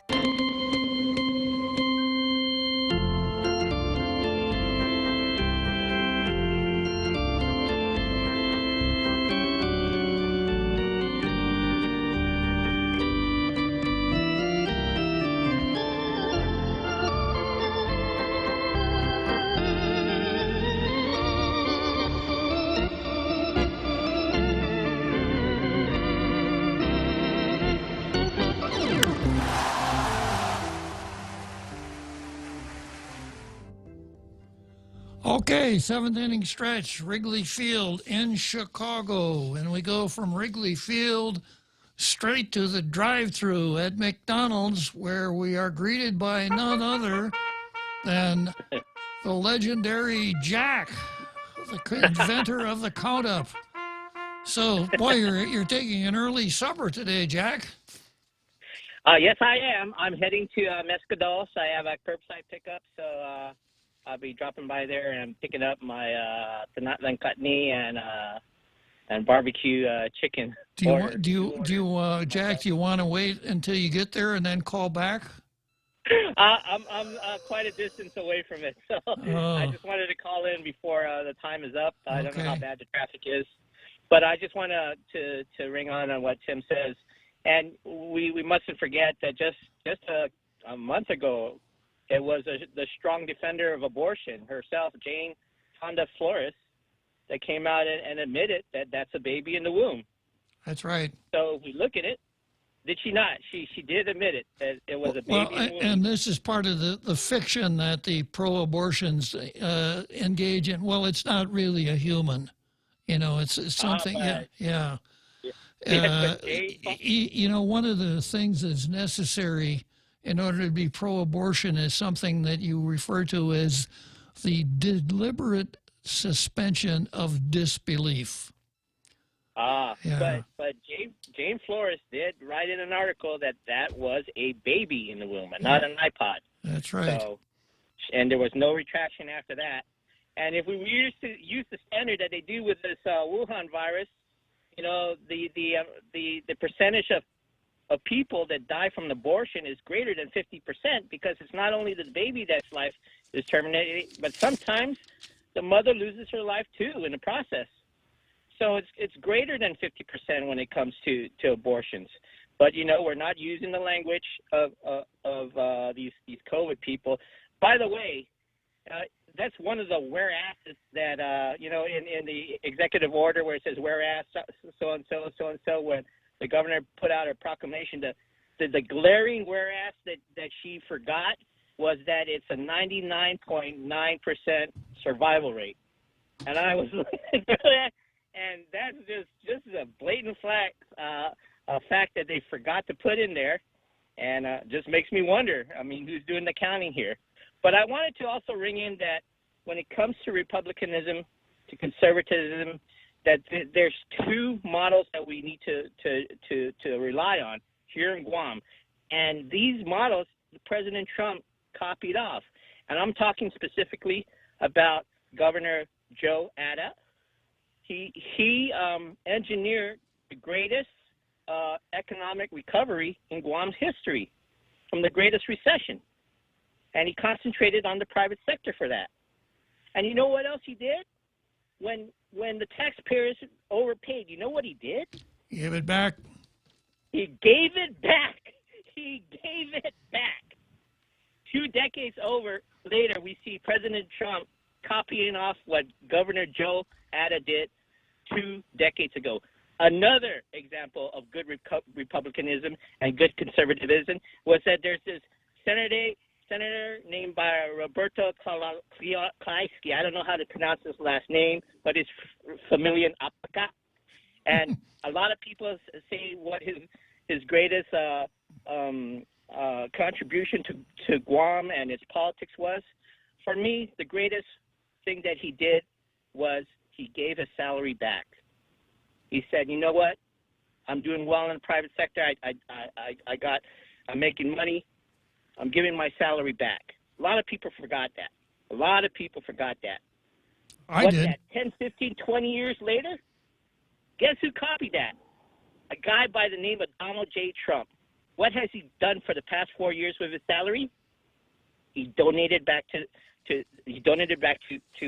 contributed to causes that, charity and things like that. He didn't give it back to the government, but he gave it back to charity. All his income that he would have gotten as president. Nobody speaks about that. Nobody. But these are role models, action, not just words. These happen in our history. It wasn't Carl Gutierrez. Everybody keeps on pointing at Carl Gutierrez. It was Joe Ada that led us back from a recession. It was Joe Ada that increased the private sector jobs by 25,000. So we have a history here. We lost it. We lost it in this baloney of public-private partnerships, in which the lines got skewed, in which ethics got lost, and in which tradition was lost. So if you're asking me what I'm looking for in the next candidate, it's those two qualities. Okay, Jack, I got to get back to my evaluation of Bob. Candidates here. And Mezcla Dos, now Mezcla is a good choice because Mezcla is a sponsor of Tall Tales. So you're doing a couple of really good things there. You're getting your dinner. Back, Bob. Yeah, getting your supper like we expect from Drive Through Jack, and you're supporting the program. So nice of you to call, Jack. So long. All right, Bob. Okay, so where was I here? Sandra, so Fred Berdalio. Fred did answer the survey, but he's pro-abortion, so sorry, Fred. And then we have, I can't say this candidate's name, number 11 on the Republican side of the ballot, the one whose name shall never pass our lips. She is pro-abortion, and she did do the survey. However, she failed miserably when it came to the Bob and Ray resolution. Anti-abortion. I'm sorry, Just she's for the record, anti-abortion. Excuse me, I used the wrong phrase there. Yeah, she's anti-abortion, and not only did she not take action, she took up space, for almost 2 years. She didn't take any action with response to the governor's use of dictatorial powers, and when given the opportunity with the Bob and Ray resolution, came back with, they didn't ask me. They shouldn't have put my name on it. So that's why I refer to her as the one whose name shall never pass our lips. Next on the Democrat side, I've got John Ananich. And once again, who are those guys, right? I know he advertises. I've seen some of his ads. I know from his ads what he's done, but what has he done up until now?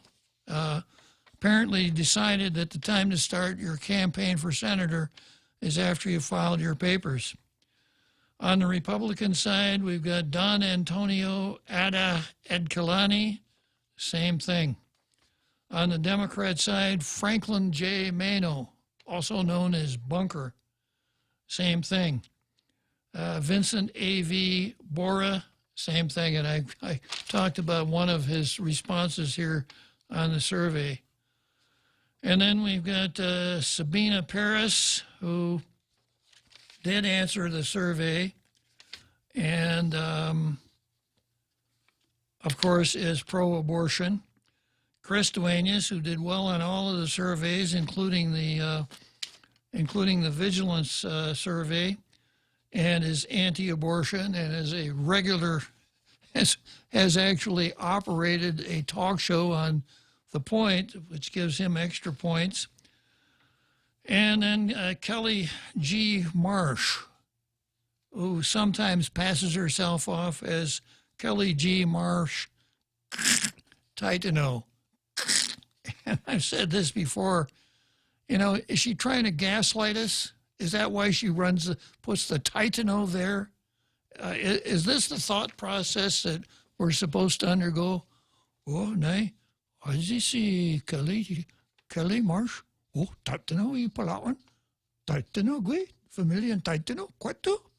Oh, God, nay, Titano, ata nay, it's on your sign, Titano. Pues okay, de bota gui. Maybe that's the thought process we're supposed to see that sign, that word Titano, and we're supposed to think, oh, she's Chamorro. I see. No, that's not a good way to get elected. You know, if you want to gaslight us about what your name is, can't we then assume that you're gaslighting us with everything else that you're doing with your senatorial seat? So that's the group, and I'm going to make a blanket non-endorsement, and that is I'm a Republican, but given the sorry performance of our 5 Republicans, the sorry in general and the super sorry by the 2, I'm going to have a hard time suggesting that anybody vote for an incumbent. The Republicans, I'll get to this in a minute, don't seem to be interested in getting the majority. They just seem to be content to go along. The only assertion that I saw from a Republican during the entire time was when James Moylan stood out in front of the legislature with a sign and shamed them into going back into session. Other than that, you know, the governor didn't really have to worry about having a majority of her own party in the legislature since the Republicans were such dead letters. So, as Jack points out, Drive-Through Jack suggests that everyone write in the letters R-I-N-O somewhere on your ballot. Stands for Republican in name only, because I think we've got 5 rhinos in the legislature right now. Okay, so next. Did they sign the Democrat loyalty pledge as well? Yeah, maybe they did. Yeah, maybe the 5 Republicans signed the Democrat allegedly loyalty pledge. Okay, next I'm going to turn to the prediction of our own Nate Silver, our own 538. Nate Silver is a very famous, he's a statistician and one of the most famous pollers and prognosticators out there. And we have a local equivalent, someone that has been calling the results for several years. He has not gotten as much publicity as he should have, but I know from following him along that he's really pretty accurate. And his name is not really Nat Silver. His name is really, are you ready for this? Can I have a drum roll, please?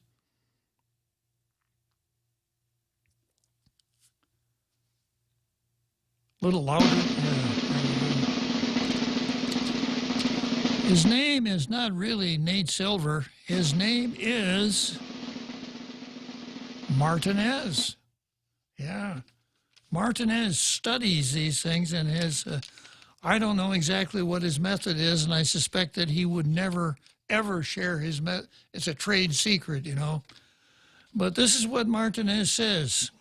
All of the incumbents will be reelected, except one. Pito Terlahi. Other than that, 11 incumbents will be reelected. And he said, in addition to the incumbents, 3 challengers will make the grade, will make the cut. That would be Tony Atta, Frank Blas Jr., and Chris Duenas. Okay, so if you take the 3 challengers and 4 incumbents, that gives you 7 Republicans, not 8. But then there's one more that he picks is going to make it. Ken LG. Yeah, now if you heard if you heard Martinez talking about Ken LG a little earlier on the program, you can't accuse Martinez of being subjective in making these picks. This has got to be purely objective. That is interesting. Yeah. So 3 challengers. Ken LG makes 4. 4 incumbents, as you were. 3 incumbents. 3 incumbent Republicans. So that gives us an 8-7 Democrat majority again. Which means Republicans, you might have to start acting like Republicans unless you want to be in the minority for the rest of your life. Martinez also says that the weakest incumbent, the one that has the greatest chance of losing, would be Sabina Paris. And the number 16 on the card would be Fred Berdallo, the one that has the best chance of winning. So it could be Fred Berdallo instead of Sabina Paris. Those are Martinez's predictions.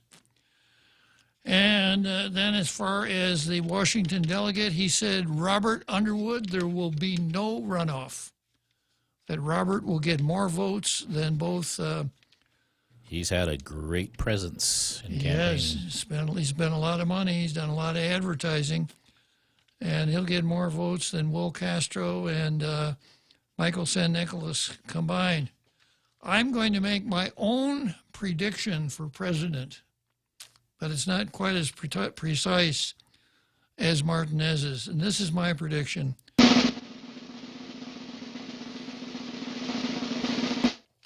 The winner will be Joe Biden unless there is a Truman beats Dewey Lance upset. And as long as people mark ballots and go to the polls, that's possible. And I'd like to tell you that it's likely, but I don't see it at this time, given all the polls that I've read. And I think one of the things that's going to hurt Donald Trump is all of this old early voting, which I don't like. I would like to do away with early voting. And I'm not going to early vote myself. I'm not going to vote until after the show tomorrow night because there could be something that comes along that makes me want to change my mind. So I'm going to wait until the last minute before I vote. Trump has really come on strong here in the last couple of weeks. And I suspect, and there's no way we would ever know, but I suspect there are a lot of people who went to the polls early and voted for Biden, and they're now saying, yeah, gosh darn it, I wished I hadn't voted, because I'd vote for Trump now. So the early voting, I think, really hurt him. That's one thing that hurt him. Second thing that hurt him is his crappy personality, which doesn't make much difference to me. I don't remember the name of that show about the doctor. Maybe you can help me, Jose, the doctor that walked with a cane and was really good at diagnosing things, but had a really crappy personality. Yeah, tip of my tongue. I can't remember that. I know you're talking about. Yeah. I would go to a doctor like that, you know. I wouldn't care if the pilot of the plane that I'm flying on had a crappy personality if I were sure that he's a good pilot. So that's how I feel about Trump. You compare Trump with the alternative, and it's no contest. You know, if Biden wins, we are in for a really rough time, and I'm afraid that the America that we all know and love is over. We're going to go so hard in the direction of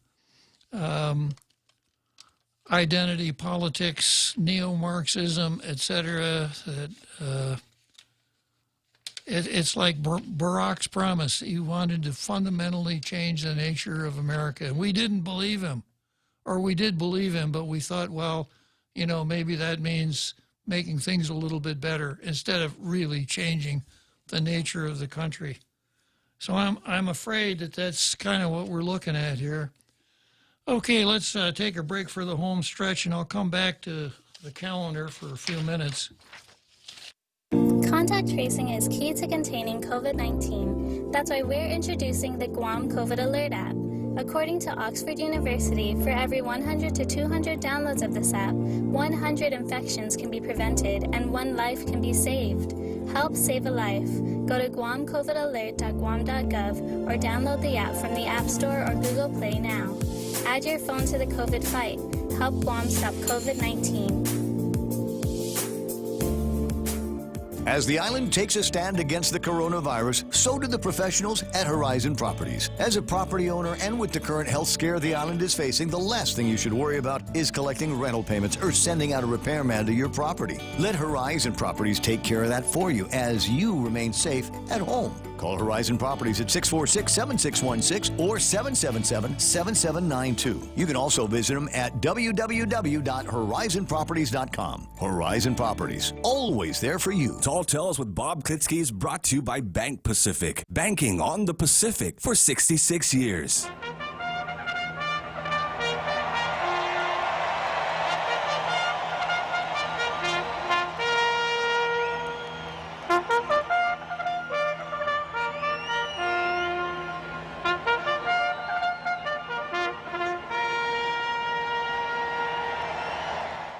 Here we are, the home stretch on Tall Tales. We are now at Churchill Downs in Louisville, Kentucky, and I'm walking around in the empty grandstand, but who do I run into but Senator Chris Duenas. Good afternoon, Chris.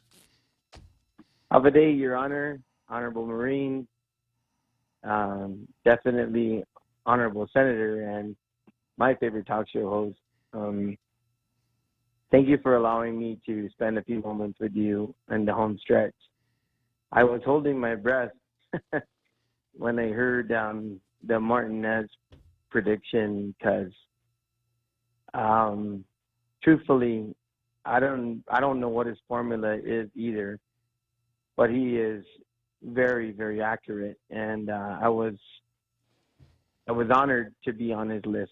I don't know what will happen, but I was honored to be on his list. And, you know, I wanted to say something to you, Bob, that I hope, and I would hope that my good friend, Mark Pabst is maybe thinking that if I am able to be successful to be a senator in a 36 Guam legislature, it will be because of a bill proposal that I know that you've supported, Bob, and that you think that is, actually a precursor and a step to the resolution that you and Ray have been talking about, to try to bring some semblance of reality and really just due process to government.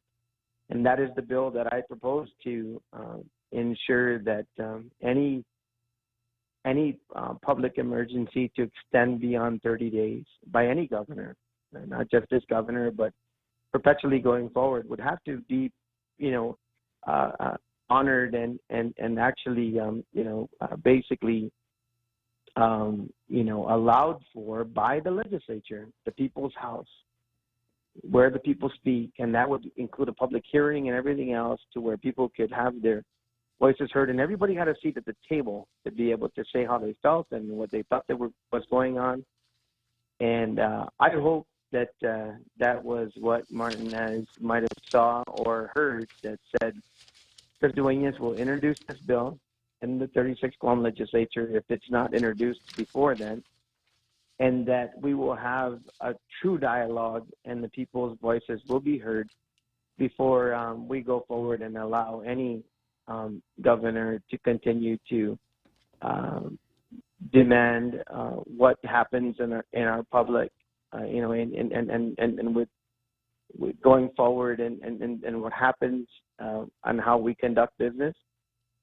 And so I'm hoping that is something that tips his hat that way. And Bob, thank you for constantly making sure that you said this would be a good bill, and this is something that the people of Guam should really look forward to in their elected representation. So I thank you for that, Bob. You're welcome, Chris.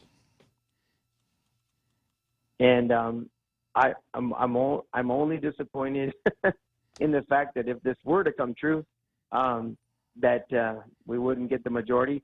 But you know what? I want to close with this, Bob, because I've always enjoyed your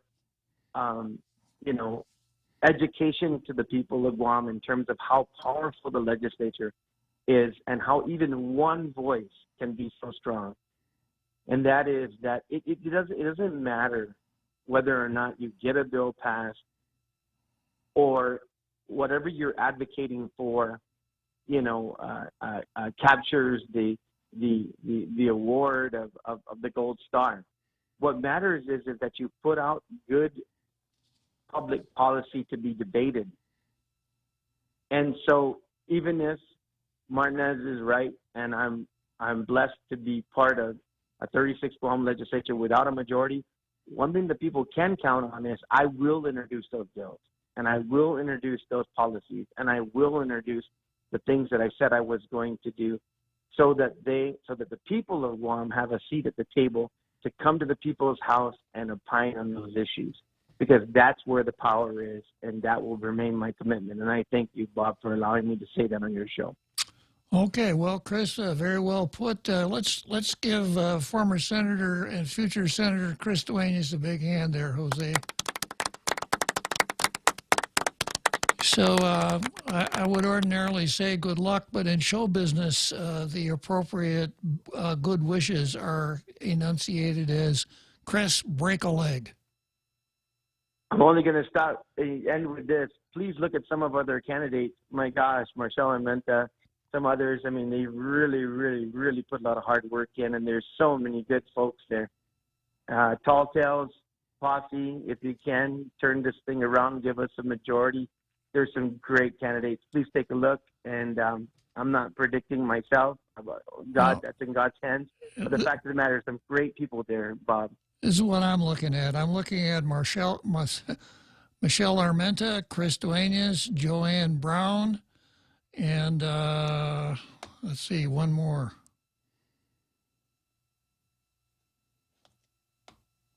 Maybe that's it. Michelle Armenta. Well, that'll turn it, Bob. That'll turn it. That'll take care of it. Mm-hmm. Yeah, if Joanne could make it, that would give you 8. And Michelle would give us 9. Mm-hmm. I'm just saying that there's some great people there. Please, folks, do what you can. Get out there, vote, and whatever God's will is. But the bottom line is that is what you'll see for me. And man, look at the Republican candidates. There's some good folks there. Okay, Chris, thanks for calling. Thank you, Senator. Thank you, Bob. Take care, and we'll see you on the other side. Okay. All right. So yeah, Michelle Armenta, Vigilance Committee. Joanne Brown, fighting corruption. Certainly, that's something that needs to be done. Chris, we know Chris pretty well here from his appearances here on Tall Tales. I think Chris would do a pretty good job, and of course he's not an incumbent, so I think that could, in my book, that could be an advantage. Not as far as Martinez is concerned, but in my book, that makes a difference. Oh, and one more, Ken Leon Guerrero. Yeah, Ken Leon Guerrero. So that would be 4 people that I certainly would like to see in that legislature, because Ken will stir things up. And if the Republicans are in the minority, Ken is ideally suited to being what's called a backbench sharpshooter. Backbench means minority. Sharpshooter means keeping the majority honest. Okay, so see you tomorrow, Election Day. See you then.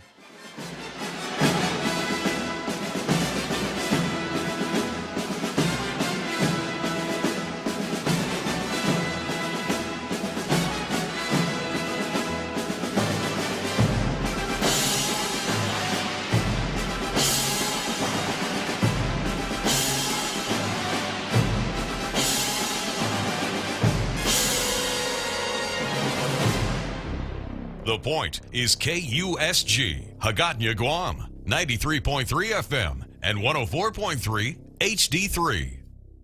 The final messages to voters. I'm Mary Corsetti, Fox News. On the last weekend before Election Day, President Trump and Democratic presidential nominee Joe Biden are making their final campaign stops in an attempt to win over those key battleground states. The president held a rally in Rome, Georgia Sunday as he wrestles to claim victory in the state again after clinching its 16 electoral votes in 2016. The president there criticizing the Supreme Court. You know what would have been really nice, though? If our Supreme Court could have ruled that everything has to be counted by the evening of our election, our great election day. Wouldn't that be nice? Instead of waiting around 6 days, 8 days, 9 days. Both Pennsylvania and North Carolina plan to continue counting mail-in ballots for several days beyond November 3rd. Meanwhile, Democratic nominee Joe Biden in Philadelphia saying a large voting turnout will